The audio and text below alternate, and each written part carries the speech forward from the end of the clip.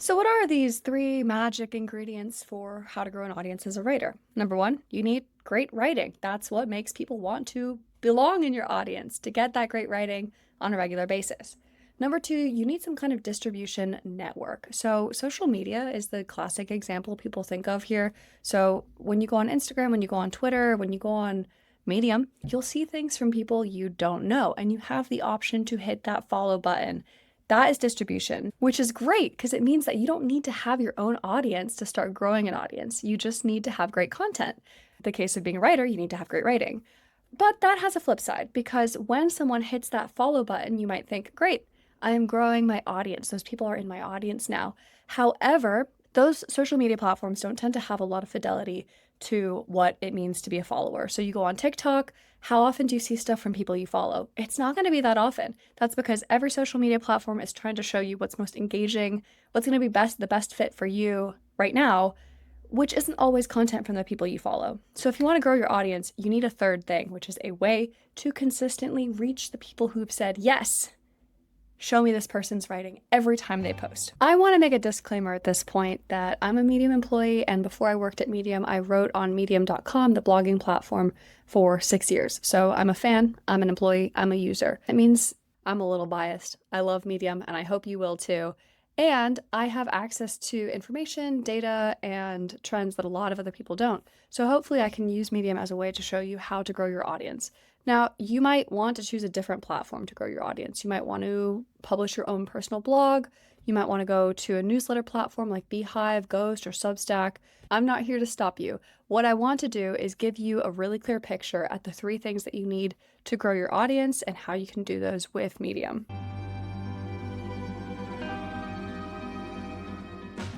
Let's talk about that first magic ingredient, great writing.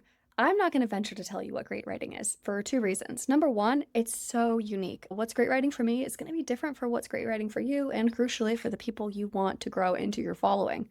And secondly, it just depends so much based on what you're writing about, what you have to say. So great writing in terms of poetry is going to be very different from what makes a great data science tutorial, for example. There's a lot of great advice on great writing. I will point you in that direction. Just type how to write good into Google or wherever. And also do a lot of your own reading and develop your own perspective on what writing you enjoy. The one piece of advice I can give from my perspective as a Medium employee, one thing we hear over and over and over again from readers is that they don't like it when things feel AI generated. You'll notice that I said feel. There are people who write in this kind of stilted way. There are people who use AI to write very effectively who go completely undetected. What writers are reacting to is not so much the AI-ness of it, but it's this feeling that anybody could have written this piece. We can get that for free. We get that for free in so many places. What makes somebody want to say, yeah, this is good, I want to follow this person to get more, is something that's uniquely you, something that's really valuable that helps change their mind, teach them a new skill, make them laugh, make them feel less alone, but crucially, something only you could have written. That's the really key ingredient that all great writing has, is that it comes from a person, and that person is you. So again, I recommend you read around, read on Medium, read on the internet, read on everywhere you can, develop your own perspective on what makes good writing, great writing. Read in your niche, read outside of your niche, but also have a think about what you uniquely have to offer in writing.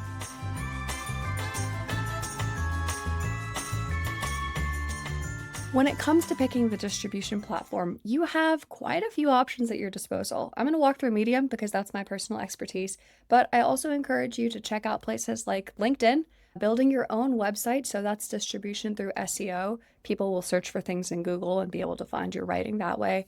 You should check out Reddit. There are people who are killing it growing their audience on Instagram or distributing their writing to people on Instagram. So go ahead and check those out, but I would recommend for every beginner, the easiest place is Medium. Substack more traditionally fits into the third bucket of ingredients newsletter, which is a way to reach the people who've said they want to follow you. But they do have this thing called the notes feed, it works more like a pretty standard social media discovery feed. So I'm getting recommended stuff here from people that I don't follow. The difference here that's critical to keep in mind is that this is all short form, not long form. So the discovery aspect is focused on like short posts. So you can still reach new readers, but you're going to be reaching them through short form, not long form.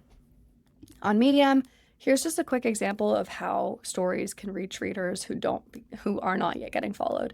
So here's an example. Page B, 1.8 thousand followers. I do not know who this person is. I have never seen her cross my page before in my life. However, I do read a lot of parenting stories on Medium. Medium's algorithm knows this about me, and so it's going to recommend things about parenting, whether it's just a plain story about parenting, whether it's in a publication about parenting. We'll get into publications in a second. It's a tool that you have on Medium that can help you reach readers. I'm getting recommended stories from people who have 2 followers. So truly what Medium is doing fits really well into the distribution aspect. It's going to show your writing to people based on what your story is about, not based on how many followers you have. Now, you'll notice there is some network effects here. So for example, I'm getting recommended the story because Daily, someone I do follow, highlighted it. So that's getting shown up in my feed. I follow the publication The Virago, even though I don't follow Susanna, her story is still getting recommended to me because I follow the publication that she chose to publish in. And of course, there are people that I simply follow, like Michelle. She's showing up on my feed, even though I don't follow this publication, because I do follow Michelle. So there is some aspect of the following. But traditionally, Medium fits into the discovery aspect where you're getting recommended stories from people that you don't necessarily know.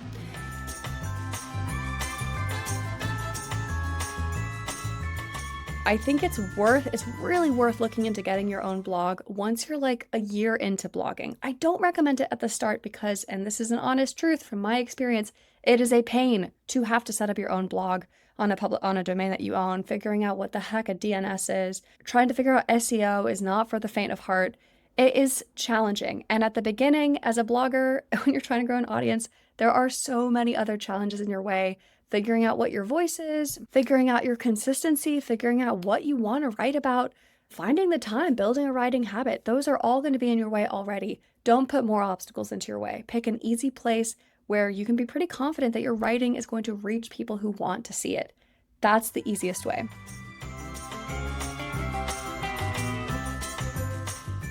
Then you should also have a place to consistently reach those people over time. So this can be a newsletter. This is the most common thing we see. What a lot of writers do, like Dr. Jess Steyer here, is they publish on Medium, and then in their story somewhere they say, hey, if you like this, you should go check out my newsletter to get more. So here's an example of how that works. Another really common tactic for writers who have their own blog, for example, like a cooking blog like Rainbow Plant Life, they'll optimize a particular blog post for an SEO keyword like edamame salad, and then they'll incentivize you to sign up for their newsletter. So for example, for Natasha's Kitchen, when I signed up to get her newsletter, I found that her newsletter is powered by ConvertKit, which is now known as Kit. Medium also has features that help it make more of a reach your existing audience tool. So for example, when you write a story, you hit publish, you have the option to notify people who have subscribed to you. How do you get people who subscribe to you? It's pretty simple. When someone hits that follow button, like I might read this story by Sarah Olson and think, wow, that was a great story, I'm going to follow. I can also choose to get email notifications. This is not the same as a newsletter. This is literally just an email notification. What this means is that when Sarah publishes something new, I get an email that is just the first part of her story, basically saying, hey, Sarah published a new story, you should go check it out. Here's an example of how a writer I follow uses these subscriptions. She went ahead and sent out an email saying where to find my work off Medium. So this was published as a Medium story, but she ticked that box when she published it to send it out to her subscribers. So that's why I'm getting this, and if I want, I can continue reading it on Medium. So you do have a way to consistently reach the people who've said they want to hear from you. You won't have all the customization options that you'll get from like Kit, for example, which is a newsletter platform that lets you do a lot of custom segmentation. So let's just quickly recap. How do you build an audience with your writing? Start with great writing, and I really recommend you develop your own idea of what great writing is by reading around in your niche and getting a sense for what you like as a reader. Most important thing, keep it from the heart and make sure it's something only you could have written. Step number 2, post that writing on a platform that's going to distribute the writing to other people who haven't heard of you yet. This is how you grow your audience. I love Medium for this, but there are a lot of other places to do it. I listed a couple in this video, but feel free to do your own research and check out what platform could be a good fit for you and your writing. And number 3, make sure that once those people press the follow button, or even just casual readers who come across your writing, give them a way to keep up to date with you. This is important no matter where you're publishing your writing, whether it's a blog, whether it's on Medium, whether it's on Instagram or wherever you're writing. Give those people a place to stay up to date with your writing in perpetuity without an algorithm, a recommendation system getting in the way. Generally, what this means is giving them a place to subscribe to your newsletter. Those are the 3 ingredients for building an audience with your writing. If you're interested in Medium, I want to use the rest of this video to talk about how to use Medium's tools to do exactly that.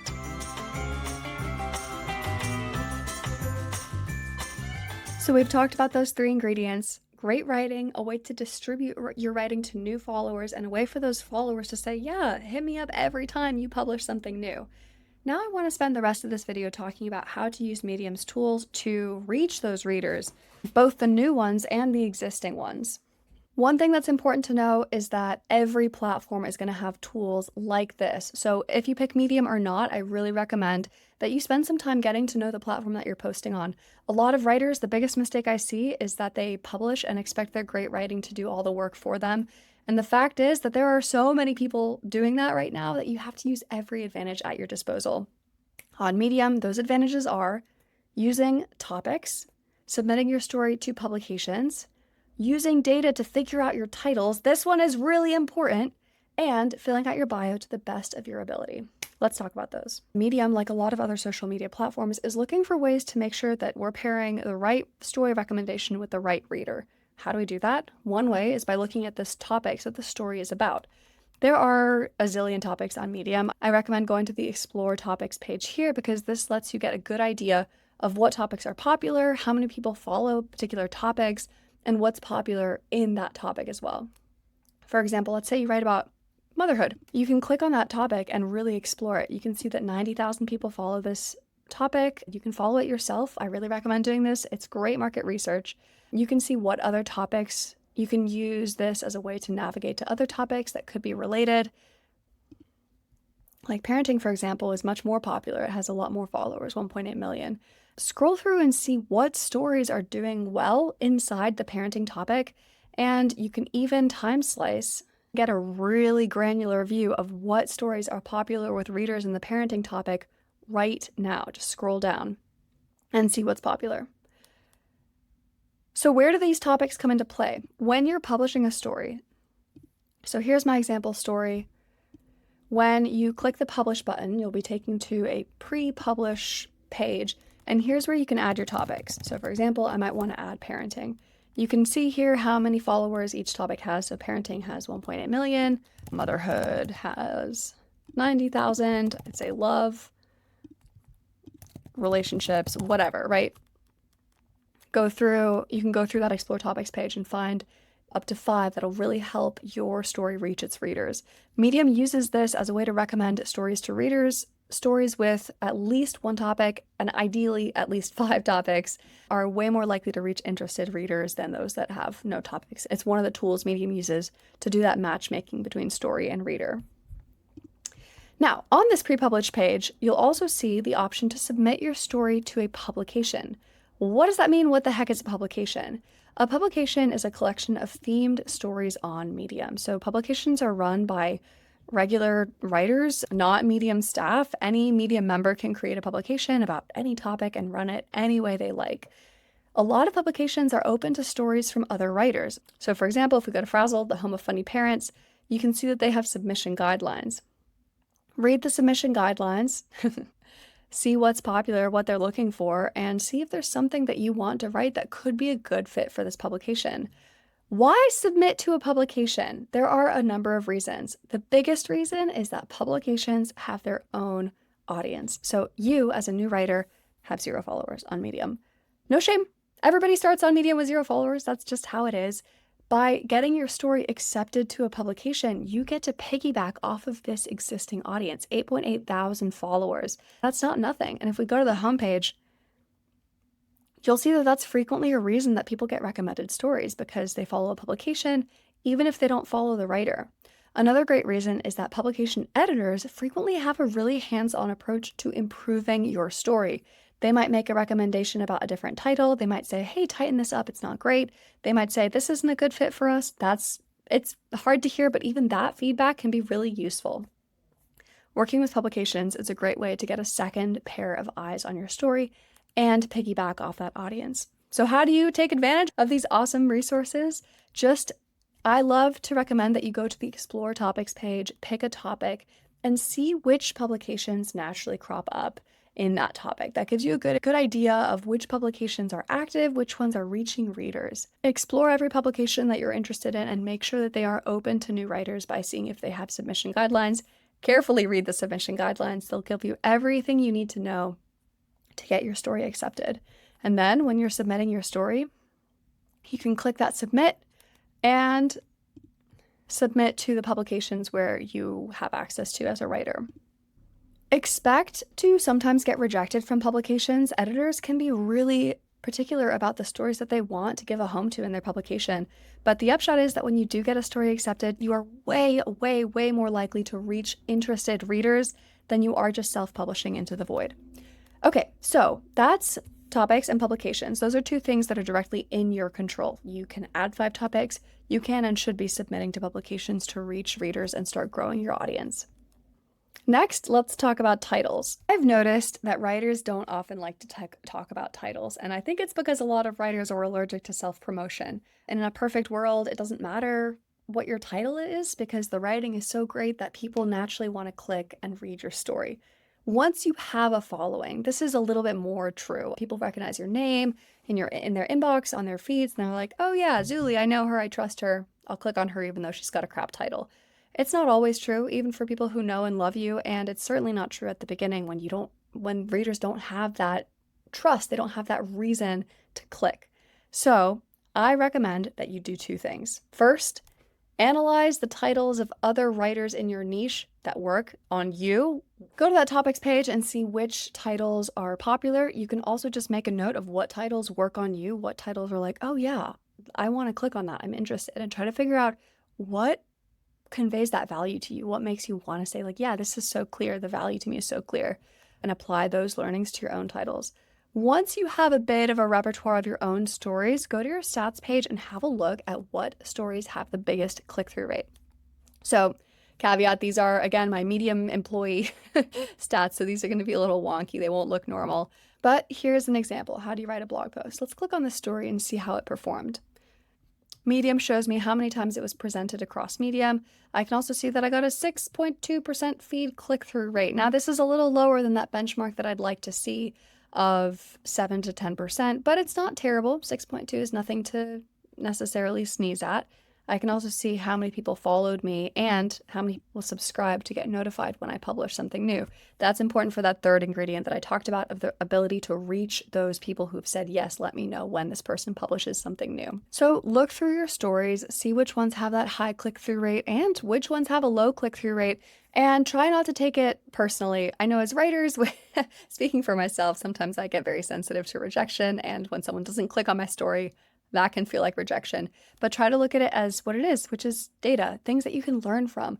Okay, and fourth, the bio. So this is a fun stat I love sharing with people. Having a fully filled out bio can lead to 4 times as many followers on Medium. So what does that mean? Here's a great bio from Tobin Zolkowski. He's a deaf data analyst and reads paper trails. So that's super interesting. It tells me what I need to know about him, and it tells me whether I want to follow him or not. Now here's an example of a bio that has not been filled in. This person does not have a profile picture. There's no line on their bio that explains why people should follow this person. It's really unclear what the value is to me as a reader of why I should want to follow this person to get more. Now, I might think, oh, this story was really great, I loved it, I don't need to know who this person is to know that I enjoy their writing, but it helps so much if you give those readers just that extra reason to click. This is probably true everywhere, not just on Medium. I just happen to have the data for Medium where I know profiles that are fully filled out with the name, the picture, the bio, they just get more followers. They get 4 times as many at least. But I imagine it's true everywhere. So regardless of whether or not you pick Medium as your discovery platform, fill out your bio if you want to grow your audience as a writer. Okay, at this point, we've talked about the 3 ingredients that it takes to grow your audience as a writer. We've talked about what great writing means, regardless of what kind of writing you like to do. We've talked about how to take advantage of discovery platforms. Medium is a great example. It's not the only example to reach readers who don't know you yet. And we've talked about the necessity of having that third ingredient, a way for people to say, yes, I want to know, I want to hear when this person publishes something new. And we've talked about why those two aren't necessarily the same thing.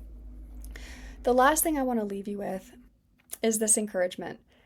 The most important thing to grow an audience as a writer is to write. So if you find that you're getting stuck on one of these, like you try blogging and you try creating your own website and it's just really hard, or you start writing on Medium and you find that you are just not having a good time, try something else. If your real goal is to grow an audience as a writer, the most important thing is that you're having a good time, because that's what lets you keep writing and to actually start writing enough to develop that audience.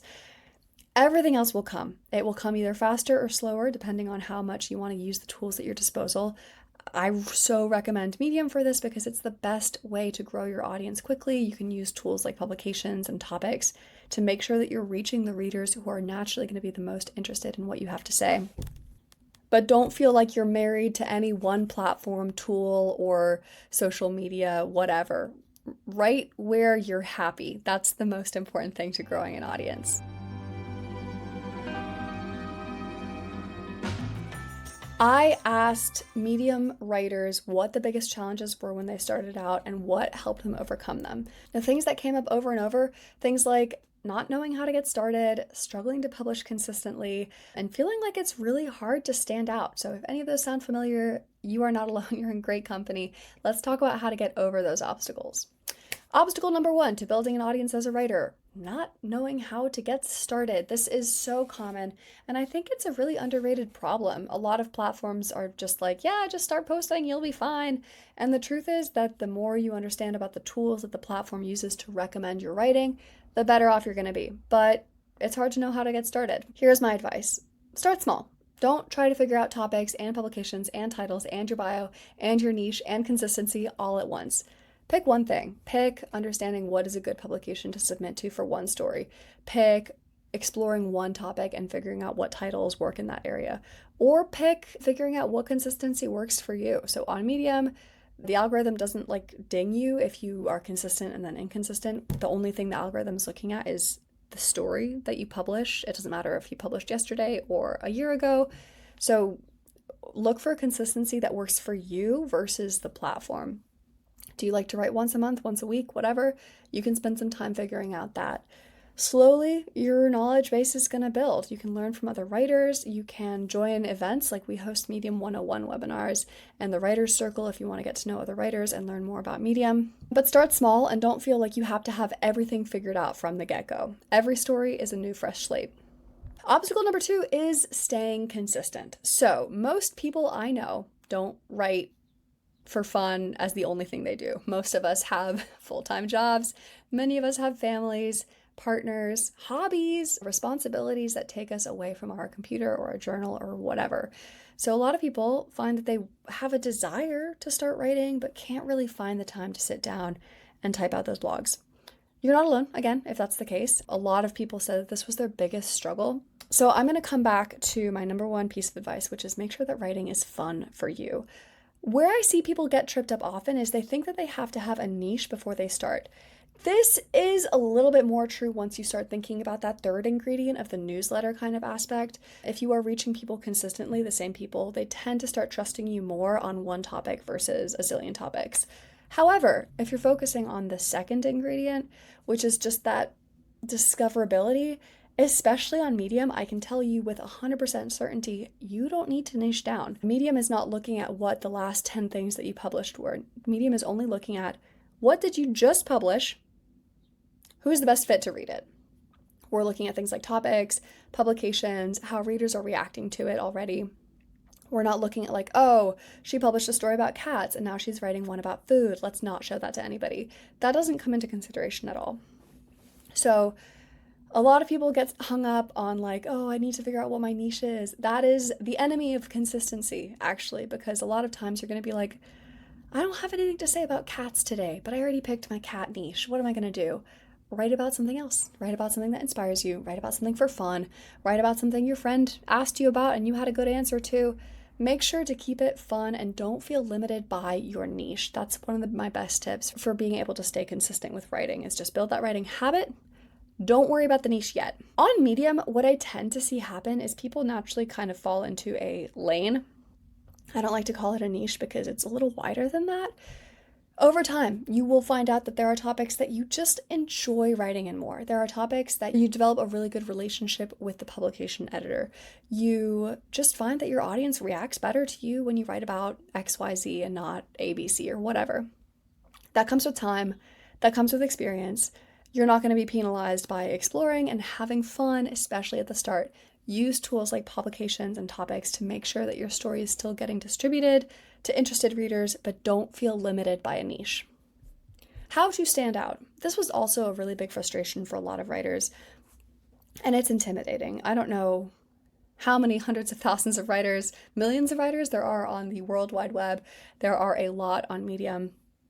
And so a lot of people are like, why should I publish my story about how to train my cats? What right do I have to insert myself in that conversation? There are so many people who are doing it well already. How can I stand out? How can I differentiate myself? And this comes back to something I said at the start. It's the great writing. What makes great writing? It's writing that can only come from you. What's something that only you know? What's something that only you can write? Where is your personal experience? Personal experience can come from a lot of different places. It can come from your job, like things that you've experienced at your work. It can come from your relationships with your friends and family. That's something that by nature has only happened to you, not anybody else. It can be your hobbies. Maybe you are a prolific cross-stitcher. You can write about that and you can stand out there. Maybe you have a degree in something and you want to go in that direction. You want to talk about what you learned there. I see a lot of people try to copy viral articles, and that almost never works because it's a pale imitation of something that's truly valuable. What made that story do well was not the topic. What made it do well was because that writer had a unique perspective on something, and they wrote about it. Look for that thing in your own writing. That's how you're going to stand out. Okay, we've covered the FAQs, we've covered the challenges, we've talked about all the tools at your disposal. I will leave you with this. I really do think Medium is the best place to write, especially as a beginner, but even beyond. Even writers who develop an audience elsewhere, a lot of them come to Medium to cross-post because it's a free, easy way to get additional distribution of your stories. And we are building more and more tools that help you reach that audience consistently over time. There are a lot of other platforms and tools at your disposal. Don't feel limited just because I said Medium's best. Feel free to explore and see what works for you, your writing style, where your readers are. Hopefully, this helped you, give you all the information you need to find the best place to build an audience yourself as a writer. Whether that's on Medium, whether that's your own personal blog, whether that's on Instagram, maybe. I hope that you write. I hope that this gave you all you need to start writing and start building your audience. And I hope that I see you on Medium. But if not, best of luck. Thank you so much for watching this video. I've included the links to a lot of the resources I mentioned in the video description below, and I hope to see you in the next video. Have a great rest of your day. Bye.